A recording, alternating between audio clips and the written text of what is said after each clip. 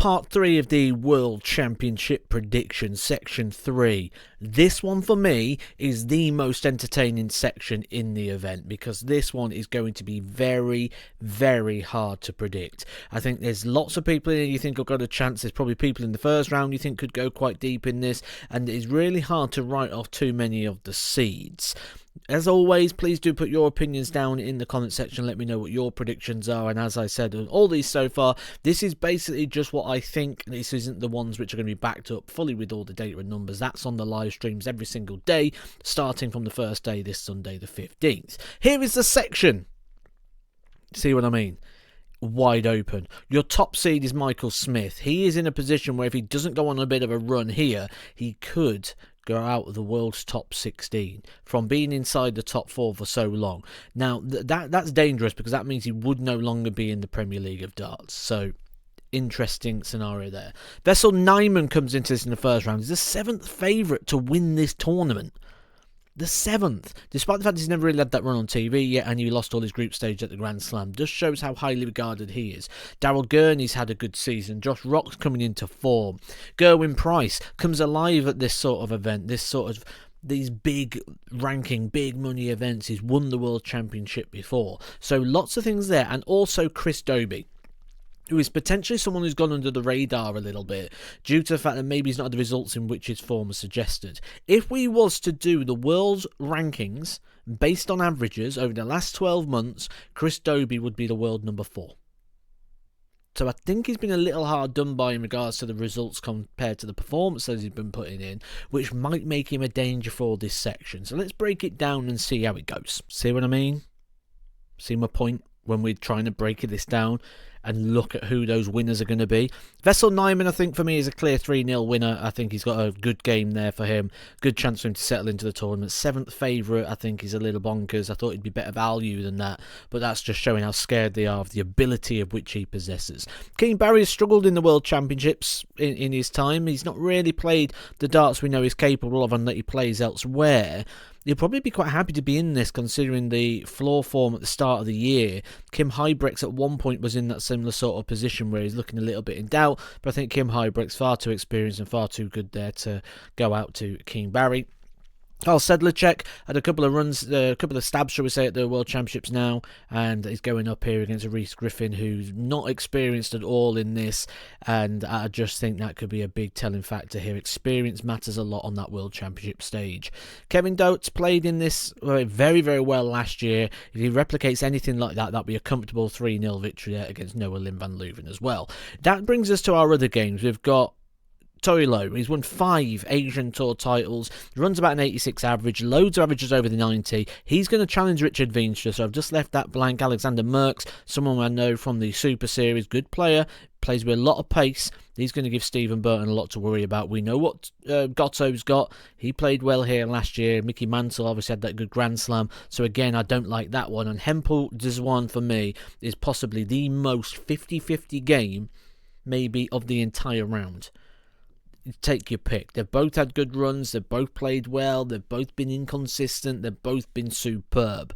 So I think that one would be one just to leave well alone. But if that's what I'm saying of the games where they're 50-50, surely that means when they play their seeds, I think they're going to go out. And if that's what you thought, you were correct, because I've pretty much got a whole seed-dominated section. As much as I think this section is interesting and wide open, I also think it's going to be that way for the seeds. I mean, look at Michael Smith. Christopher Ratajski now looking like he's going to slide outside the top 32 probably in 2025. So he's got a good opportunity here to get a bit of a run and really defend some of that prize money, which is defending the World Championship crown. Now, do remember, if you want to know who's defending what, who can't defend it, how the rankings are going to change, ups, downs, everything you need to know with that, hit that subscribe button, because I'll be doing that video very soon before the start of the World Championship, so you know everything you need to know and who to keep an eye on. Now, Chris Dobey, very interesting player in this section for me. I think he does come through his first assignment, setting up a good clash there with Josh Rock. The bottom half of this is really interesting. Now, you'll see I've gone very seed heavy which I think is going to come back and bite me in this section because I think this is open. I've only gone Wessel Nyman to beat Joe Cullen, and as much as I think Wessel Nyman's a good play in the first game at 3-0, I wouldn't be surprised if he continues that here against Joe Cullen and gets a 3-0, 3-1 here against a sliding Joe Cullen, setting up a game potentially with Gerwyn Price, who again, a little bit inconsistent here. So maybe Wessel Nyman is 7th favourite to win this tournament because they're looking at this route and thinking it could open up for him. And a lot of the talk at the moment is regarding the Premier League, isn't it? And if this is the case, if this is the run, these players will be in the conversation, Wessel Nyman and Chris Dobey. I do think Nyman's going to come through there to that quarter-final game. It could open up nice for him. Gerwyn Price, I think, needs this run. Certainly if we take a look at like moving forward for him, it could rejuvenate him, re-spark him. The World Championship could do that for him, but I don't think he's going to get it. I think Nyman is a big, big danger down that bottom half. Chris Dobey, I think, gets his rewards. Now, a lot of the time you can play well throughout the year. Look at like Ricky Evans, for example, plays well through the year, hasn't got his rewards. I think Dobey's the same. He could get it here. I've got Dobey beating Rock, Dobey beating Smith, and then Dobey beating Nyman to book himself a place in the semi-final against the winner of the Section 4, which will be available on the channel very, very shortly. But I think with Chris Dobey is one of those that sort of go under the radar till you start digging into the numbers, till you start digging into the data, till you start looking at the level of performance that he's got, the players he's performed against, the production of darts, the way in which he's played, just missed out. He's lost a lot of games very narrowly. And you think surely he's going to get his reward somewhere. He would love it to be here. Get to the World Championship semi-finals. Really get himself in a position here where he's going to be talked about in regards to the Premier League and getting another go at that.